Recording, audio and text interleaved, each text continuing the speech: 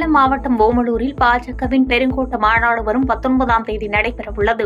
இந்த மாநாட்டிற்கு பந்தல்கால் நடும் விழா பூமி பூஜையுடன் இன்று நடைபெற்றது. இந்த விழாவில் பாஜக மாநில துணைத் தலைவர் KP ராமலிங்கம் கலந்து கொண்டு பந்தல்கால் நட்டு வைத்து மாநாட்டு பந்தல் அமைக்கும் பணியை துவக்கி வைத்தார். பின்னர் செய்தியாளர்களிடம் பேசிய அவர், ஆளுநருக்கு எதிராக உச்சநீதிமன்றம் தவறான தீர்ப்பை வழங்கியுள்ளது என்றும், இது பாஜக கருத்து கிடையாது, தன்னுடைய கருத்தாக தான் பதிவு செய்ய விரும்புவதாகவும் தெரிவித்தார்.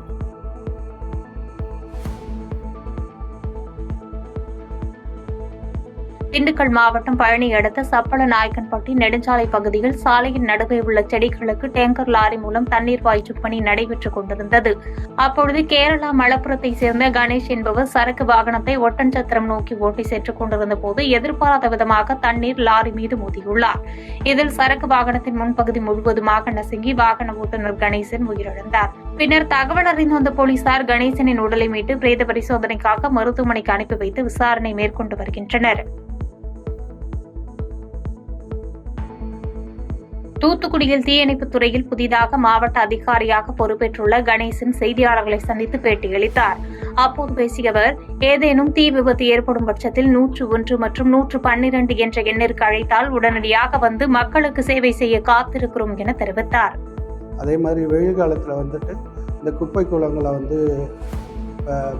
எரிக்கிறது அதை தவிர்க்குமாறு இருக்கிறோம்.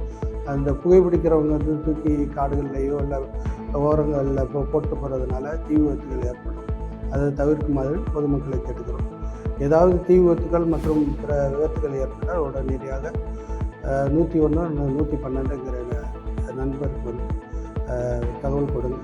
நாங்கள் உடனடியாக பொதுமக்களுக்கு சேவை தயாராக உள்ளோம். தூத்துக்குடி மாவட்டம் கோவில்பட்டி அருகே உள்ள ஊராட்சி கிராமத்தில் பேருந்து நிலையம் அருகே உள்ள கருப்புசாமி கோவில் தெருவில் 50க்கும் மேற்பட்ட குடும்பங்கள் வசித்து வருகின்றனர். அப்பகுதிக்கு மெயின் சாலையிலிருந்து செல்வதற்காக குடியிருப்பு பகுதி மற்றும் கோவிலுக்கு செல்வதற்கான பொதுப்பாதையை கடந்த 50 வருடங்களாக அப்பகுதி மக்கள் பயன்படுத்தி வந்ததாக கூறப்படுகிறது. இந்நிலையில் தற்போது அதே கிராமத்தை சேர்ந்த தனிநபர்கள் அந்த இடத்தை ஆக்கிரமிப்பு செய்துள்ளதாக அப்பகுதியை சேர்ந்த கிராம மக்கள் கோவில்பட்டி கோட்டாட்சியரை சந்தித்து மனு அளித்தனர். மனுவை பெற்றுக் கொண்ட கோட்டாட்சியர் இதுகுறித்து உரிய நடவடிக்கை எடுப்பதாக அவர்களிடம் உறுதியளித்தார்.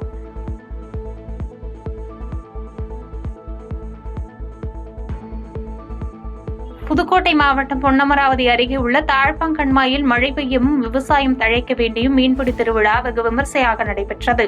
இந்த மீன்பிடி திருவிழாவில் அதிகாலையிலேயே பொதுமக்கள் கண்மாயில் இறங்கி மீன்களை பிடித்தனர். இதில் விரால், ஜிலேபி, ஐரை, கெண்டை ஆகிய மீன்கள் கிடைத்ததால் பொதுமக்கள் மகிழ்ச்சியடைந்தனர். 3 அம்ச கோரிக்கைகளை வலியுறுத்தி வருவாய் கிராம உதவியாளர்கள் சங்கத்தினர் செங்கல்பட்டு மாவட்ட ஆட்சியர் அலுவலக வளாகத்தில் உண்ணாவிரத போராட்டத்தில் ஈடுபட்டனர். போராட்டத்தில் அலுவலக உதவியாளருக்கு இணையாக வரையறுக்கப்பட்ட காலமுறை ஊதியத்தை வழங்க வேண்டும் உள்ளிட்ட கோரிக்கைகளை வலியுறுத்தினர்.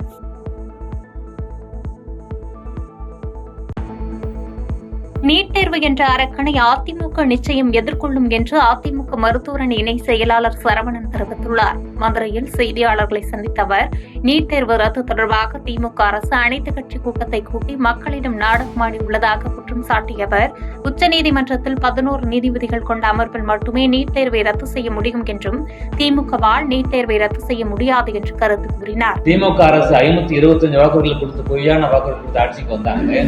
அதுல ஒரு வாக்குறுதி, அரசு உதவி பெறும் பள்ளி மாணவர்களுக்கு 2.5% இடஒதுக்கீடு நாங்கள் தருவோம் மருத்துவ கல்வியில அப்படின்னு இதே முதலமைச்சர், இன்றைய முதலமைச்சர் அன்னைக்கு எலெக்ஷன் சந்திக்கும் போது அறிவிச்சார். செஞ்சிருக்கிறாங்களா? செய்யவில்லை. அப்ப இதுல இருந்து இன்னைக்கு அவங்க கூட்டக்கூடிய இந்த கூட்டம் என்பது ஒரு நாடகம், மக்களை திசை திருப்புவதற்காக. இது இன்னைக்கு ஊடகத்தில் என்ன பண்ணுவாங்க, ஒரு பேசும் பொருளா வச்சு அவங்க சார்ந்த ஊடகவியலாளரை வச்சு இதுல ஏதாச்சும் மாற்றி பேச முனைவாங்க.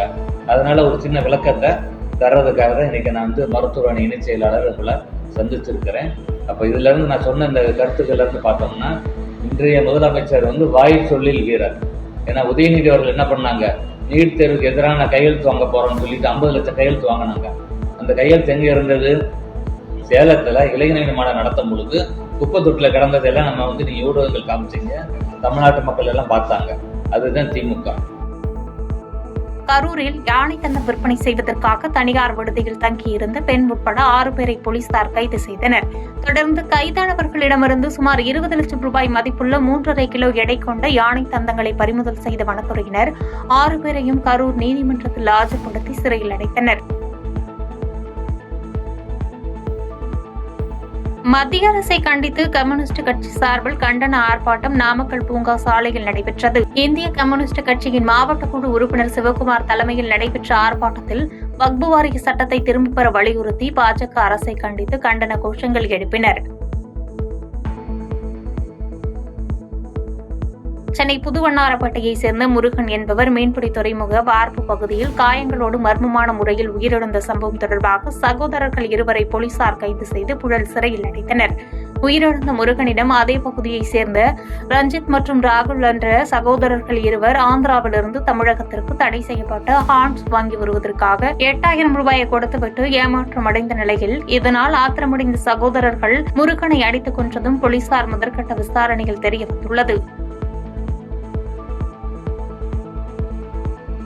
திருப்பூர் மாநகராட்சிக்குட்பட்ட நெருப்பெரிச்சல் பொம்மநாயக்கன்பாளையம் பகுதியில் சாலைக்கு அடியில் செல்லும் பிரதான சாக்கடை குழாயில் உடைப்பு ஏற்பட்டு கழிவுநீர் கொந்தளித்து வெளியேறி வருகிறது. இதன் காரணமாக அப்பகுதியில் துர்நாற்றம் வீசுவதுடன் அந்த சாலையை வாகன ஓட்டிகள் கடக்க முடியாத சூழல் ஏற்பட்டுள்ளது. இதனால் அவதியடைந்துள்ள வாகன ஓட்டிகள் துறை சார்ந்த அதிகாரிகள் உடனடியாக நடவடிக்கை எடுக்க வேண்டும் என்று கோரிக்கை வைத்தனர்.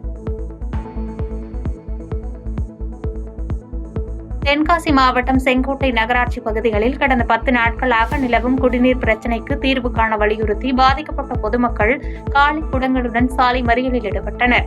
இதுகுறித்து தகவல் அறிந்த செங்கோட்டை நகராட்சி ஆணையாளர் புனிதன் மற்றும் நகராட்சி பணியாளர்கள் பாதிக்கப்பட்ட பகுதிகளில் ஆய்வு மேற்கொண்டு குடிநீர் விநியோகம் வழங்குவதற்கான நடவடிக்கைகள் மேற்கொள்ளப்படும் என உறுதியளித்ததன் பேரில் சாலை மறியல் கைவிடப்பட்டது.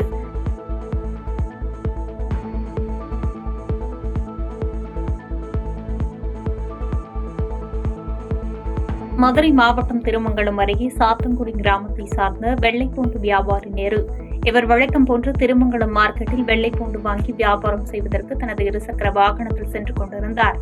அப்பொழுது கண்டகுளம் அருகே எதிரே சிலிண்டர் ஏற்றி வந்த லாரி 2 சக்கர வாகனம் மீது மோதியது. இதில் நேரு சம்பவ இடத்திலேயே படுகாயமடைந்து உயிரிழந்தார். பின்னர் சம்பவம் குறித்து தகவல் அறிந்து அங்கு வந்த போலீசார் அவரது உடலை கைப்பற்றி விபத்து குறித்து விசாரணை மேற்கொண்டு வருகின்றனர். ஈரோடு பன்னீர்செல்வம் பூங்காவில் அலங்கரித்து வைக்கப்பட்டிருந்த குமரி ஆனந்தனின் உருவப்படத்திற்கு ஈரோடு மாநகர் மாவட்ட காங்கிரஸ் கமிட்டி தலைவர் திருச்செல்வம் தலைமையிலான கட்சியினர் மாலை அணிவித்து அஞ்சலி செலுத்தினர். இதனையடுத்து திராவிடர் கழகம் சார்பில் செயலாளர் சண்முகம் தலைமையிலான அக்கட்சியினர் மலர் தூவி அஞ்சலி செலுத்தினர்.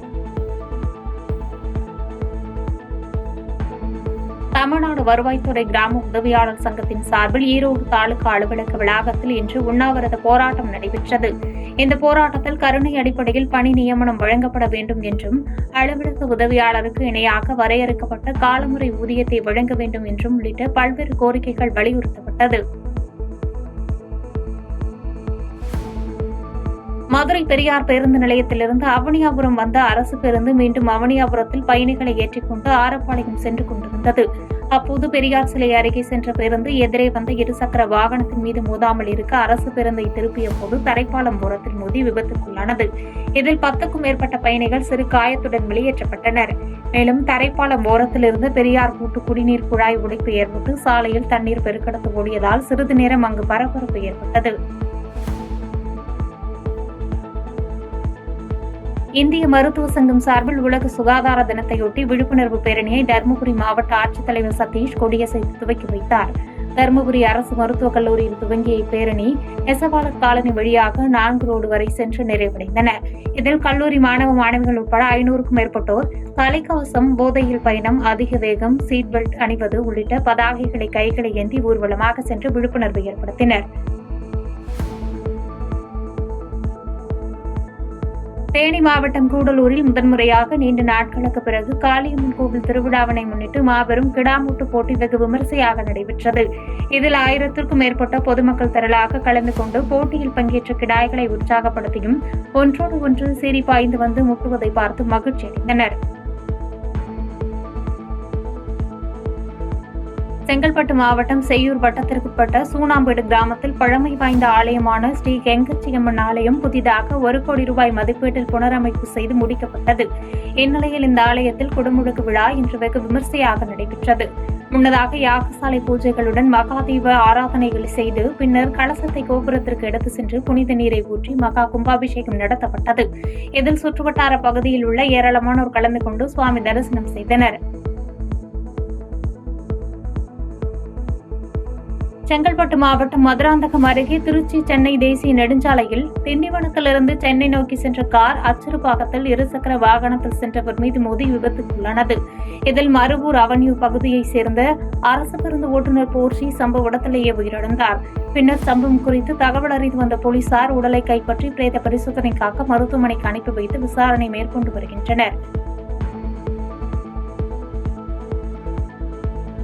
கடலூர் மாவட்டம் புவனகிரி ஆதிவராகநத்தம் பகுதியில் 100 ஆண்டுக்கு மேல் இயங்கி வரும் ஊராட்சி ஒன்றிய நடுநிலைப் பள்ளியில் 120 மாணவ மாணவியர்கள் கல்வி பயின்று வருகின்றனர்.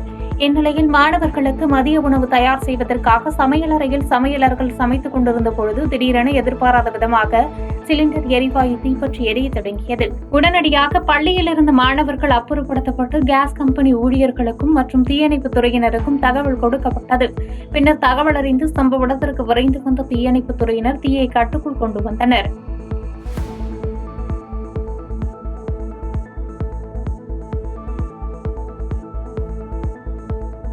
கடலூர் மாவட்டம் வேப்பூர் அடுத்துள்ள சேப்பாக்கம் கிராமத்தில் கடந்த 9 ஆண்டுகளாக ஸ்ரீ முத்துமாரியம்மன் ஆலய கோவிலானது கிராம மக்களால் நிதி திரட்டி கட்டப்பட்டது.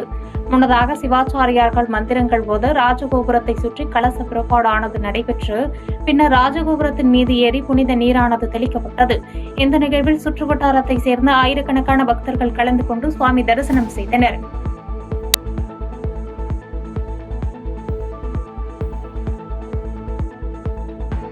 பாதகம் செய்பவரை கண்டால் நாம் பயம் கொள்ளலாகாது பாப்பா.